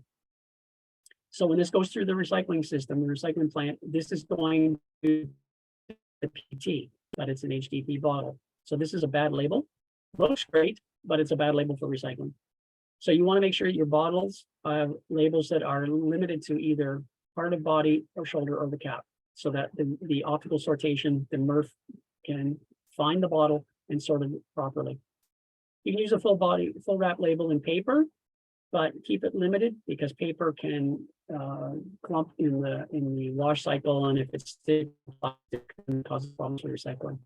In mold labeling, here's 2 examples of really good in mold labels. They're inside the plastic, but again, they are, so there's a food and a non-food application, but they're not going to impede the ability to either find or to recycle either of these containers. Here's examples of, here's a full body label in PET over an HDP bottle. You can just see that little tiny bit at the top that shows you that it's a natural HDP bottle, but this unfortunately get recycled. It'll end up with the PET and the HDP will be lost. So we're not maximizing the yield. Here's an example of an HDP with the bottle label right on top, and it is fine. There's absolutely nothing wrong with that. So really from the shelf, this is it looks like HDPE. It's very shiny, so it pops better, but not from a marketing perspective, but really same application. But this will be problematic for recycling. This one will not be problematic for recycling. Fillers, polyethylene, this is not the same pun it is before, but commonly used for mushrooms, for example, they're in polypropylene. But unfortunately, these trays are often, now they can be up to 40% calcium carbonate talc. Unfortunately, you can't make more polypropylene out of stone, right? Which is a huge problem. But even though it'll be sorted with the polypropylene, when it gets to the end market, because there's so much talc in this tub, what ends up happening is it changes the specific gravity to greater than 1 gram per cubic centimeter.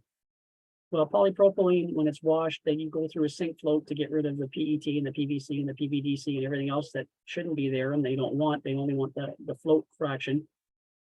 Because it changes the density to greater than 1 gram per cubic centimeter, it sinks.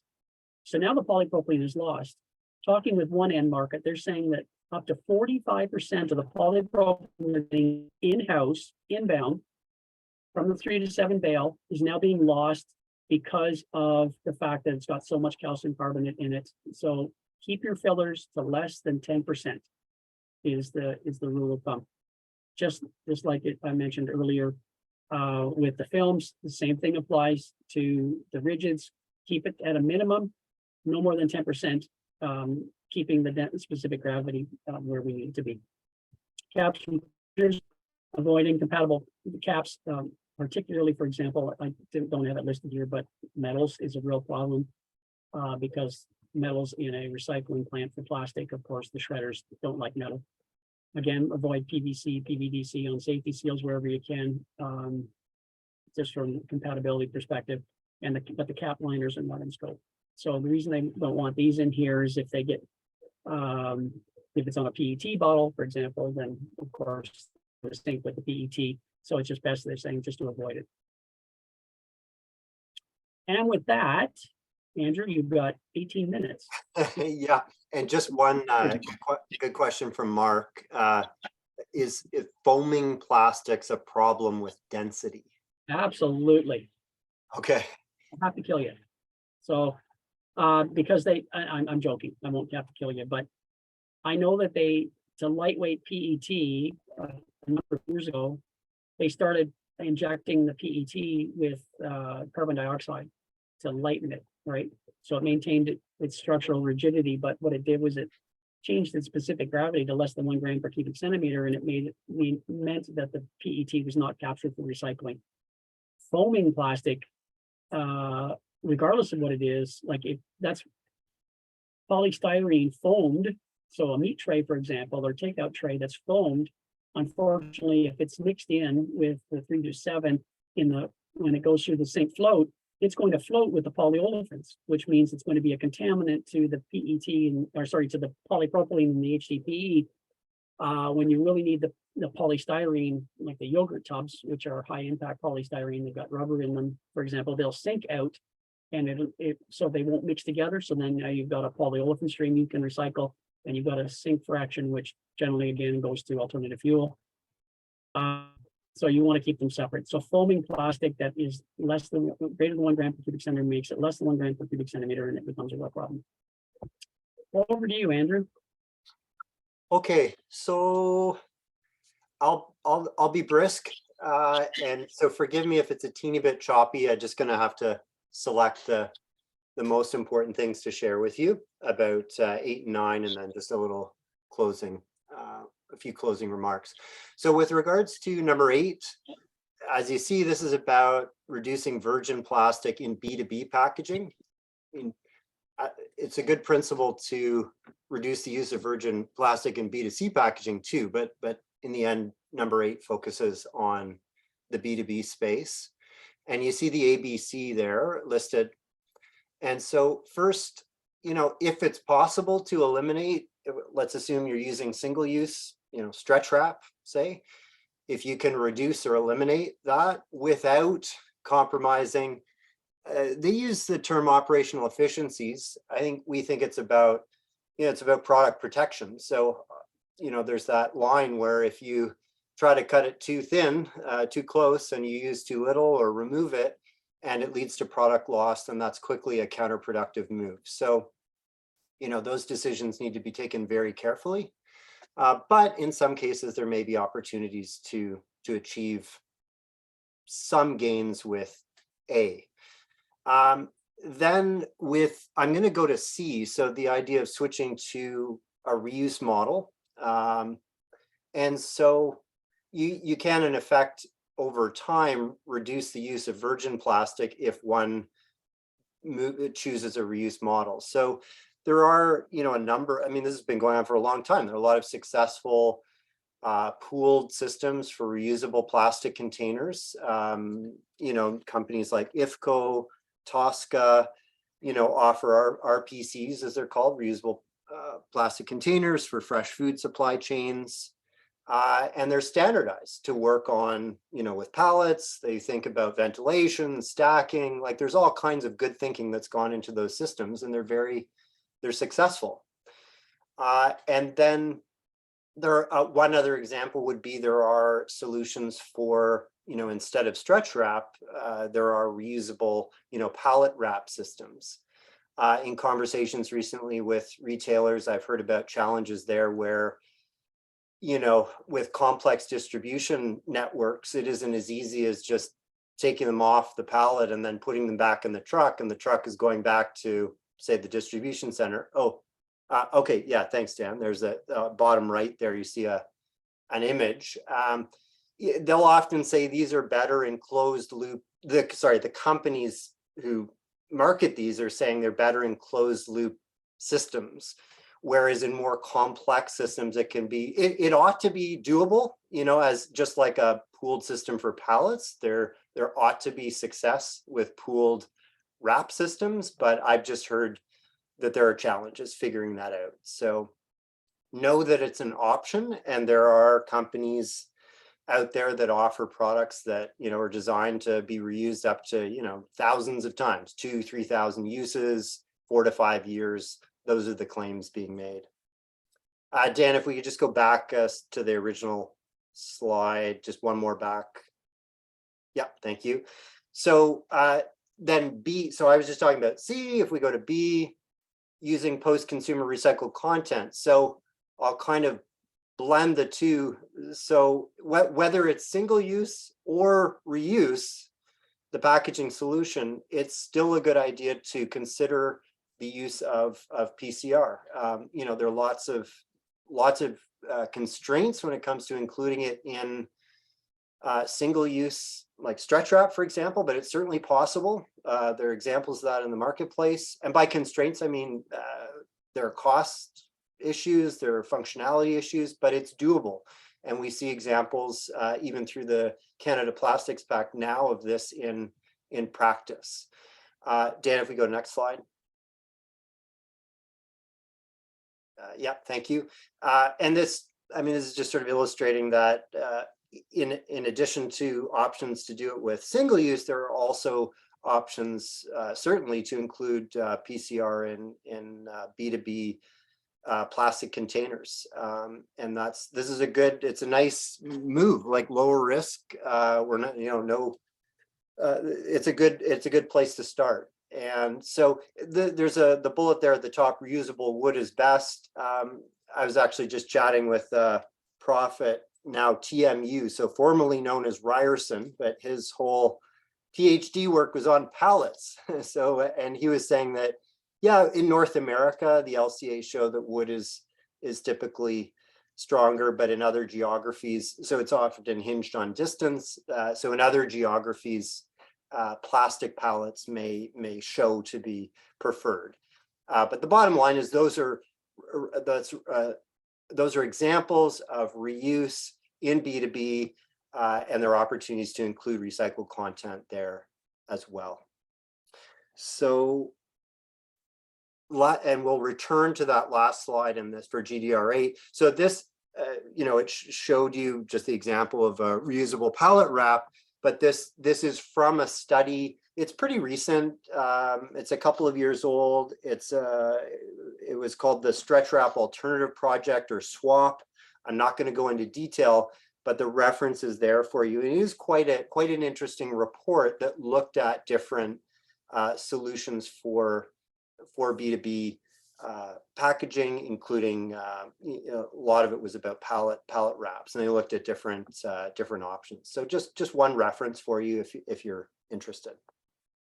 So I'll leave it at that, given we're 10 to the hour. So we'll press on to number 9. And this one is about the use of on-pack instructions. And for recycling or reuse, they did make that move to include reuse, and the importance of getting good instructions there as well. And so this is a tough one right now. And the reason why is that up until recently, many people, including Dan and I and the team at PAC, relied on certain documents. For example, in Canada, we relied on the Competition Bureau of Canada guidelines. There was a document called the Environmental Claims, a Guide for Industry and Advertisers. So sounds good, right? But it was about a year ago that the government archived that document and specifically says, it may not reflect the Bureau's current thinking on these topics. But that was the guide that we referred to when we thought about acceptance thresholds in Canada, and the number was 50%. So if you have a packaging product and there was 50% acceptance for recycling in any given jurisdiction, then that would warrant putting the chasing arrows on that package. And so now, like I just said, the government has said, well, we're not necessarily referring to that document. And a consultation just closed about a month ago that includes a government aspiration to increase that threshold to 80%.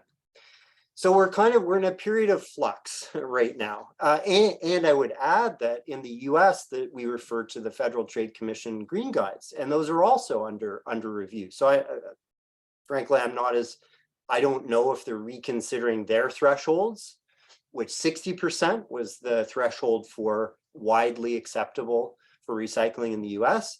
But all of this is somewhat in flux right now. And so our best recommendation is that, well, one, start by applying the golden design rules. Two, that brand owners need to just make best efforts to be as accurate as possible with current labeling. And so there are some tools in the marketplace to help. So I think, Dan, this is probably we can go to the next slide. Actually, if I'll come back to this very quickly, but yeah, okay. So one such tool is the How to Recycle scheme, but Dan mentioned this earlier, but it's not. It can be helpful, but it isn't necessarily always accurate. Like anecdotally, Dan and I find quite a few examples in-market examples where, and you see the two on the left, I have them right here beside me, in fact, where you'll have instructions on pack that simply don't work in the Canadian marketplace. And so, so that's a problem. You pay for a scheme and you want accurate information, and it's hard. It's not that it's an easy thing to do, but it's difficult with so much variability between Canada and the US. But in Canada, we are moving toward greater consistency. Certainly beginning next July 1st, I think it is, and over the 3 years following, we're going to be moving to more harmonization. So our message is be careful when, using these types of programs, because it may or may not be helpful. Dan, back to the previous slide. I'll just, one more back to thank you. So just, this is a pretty good takeaway slide for you. Just a reminder really about the fact that in Canada, a lot of things are recyclable. Like they do meet that previously understood 50% threshold. We'll see where it all goes. But, there are really not few exceptions to the fact that most plastic packaging is recyclable in Canada. It's also helpful to remember that the RICs, those resident identification codes, are not recycling codes. They don't help with sorting, and shouldn't be conflated with the chasing arrows. They need to be thought of separately. So at this point, again, we're in flux, and it's really about best efforts to do your homework. Sometimes the use of How to Recycle could be helpful for the consumer. The APR design guide and their testing around recyclability can also be a useful guide, and just generally relevant for the Canadian context. And the last thing I'll say, it's the last bullet there on that slide, is that even though it's not last bullet here, not necessarily a popular thing with the marketing team to label a package that's not recyclable, because of course consumers want recyclable packaging, but really it's better if it ends up in the right place. And if it's supposed to go in the garbage, then that's a good thing for the consumer to know, because otherwise there's a lot of wish cycling out there, and then it ends up in the recycling stream, and then it just becomes a contaminant. So just something to consider. So I'll leave it at that for number 9, and I'll do my very best to, thanks. Dan, why why don't, if we go to the next one, I'll just tell the group on the call about, oh, sorry, was somebody, no, okay. So this is just a very high level guideline to say, ask yourself, are there regional design guidelines for whatever you're dealing with? There aren't regional design guides for Canada. There's Canadianized content for the Golden Design Rules, and you can find that on the Canada Plastics Pact website. There's a link to those rules. So that's as close as it gets to kind of a quote unquote regional design guide. And that is helpful. That's good information. So we would recommend consulting those again through the CPP, the plasticspact.ca website. And so next slide, please. I'll just use this slide, Dan. I don't want to toggle around. I'll just say that PAC over the last 3 years has developed a tool. The tool is called PIP 360, or Packaging Innovation Pathway 360. And it is, as that first line says, it's a benchmarking tool. It's a tool to help the user benchmark or get a baseline of one's current packaging at a very granular level. So in fact, Dan, I'll go back. If you go to the next slide, just to give the audience a sense of the granularity sorry, could we go to the next? Oh, maybe it's probably just slow, but you don't need to digest this. It's just to give you an understanding of the granularity that the tool gets into with respect to, this is just for plastic packaging. The tool deals with all materials, but we're talking today about the GDRs, and that's plastic packaging. And so what it helps one do is to really categorize your packaging and understand how it stacks up with respect to alignment with the GDRs, all of the content we've dealt with today, and with the Canada Plastics Pact. So I recognize not everybody on the call today are signatories to the pact, but if you are, the tool can help you understand how your packaging lines up with both of these important programs, the GDRs and the Canada Plastics Pact. So I'll leave it there. We're just under the wire here at 1 minute to the hour. Dan, I'll just turn it back over to you for final thanks and so forth. Thanks, Andrew. So any final questions? I think we have one that just popped up. Yeah. So plastic isn't being recycled. What is the point of following the Golden Design Rules? It's so complicated and the error rate is so high for not being recyclable. Let's hope that more monomers hit the market soon. Well, if we have everybody following the Golden Design Rules, then technically we should end up with 1, 2, 4, and 5 only, which means that everything will be recycled, because 1, 2, 4, and 5 are, as I showed right at the beginning, are extremely recycled right now. Not extremely, but they're all over 50%, which is generally speaking everybody's goals, right? We want to have minimum 50% recycled plastics. And if we're already over 50%, then that means that we're doing a good job. But if we only have those to deal with, that means there's a better chance that maybe we go for 60 or 70%, because the yields will be that much better. We'll have more people understanding that they go in, and we'll do more. So your point, the point of following the Golden Design Rules, I think it's a no-brainer. You need to follow the Golden Design Rules to make our packaging more consistent, to give us a better chance to maximize capture, maximize yields, and maximize opportunities for recycled content, closing the loop, making the packaging circular. Any final questions? Oh, sorry, I didn't mean to go backwards. Well, it's a procedural question about receiving a copy of the slides. And Lindsay, am I right that we supply a recording? Lindsay Cooper is the backbone here to all of this. And so. Yes, we will post a copy of the recording within the next day or so on the PAC Global website under the resources section. There you go, Eileen. I hope that helps. Any final questions? Nothing in the chat. Okay, well, thank you very much to everybody. We're right on 2 hours.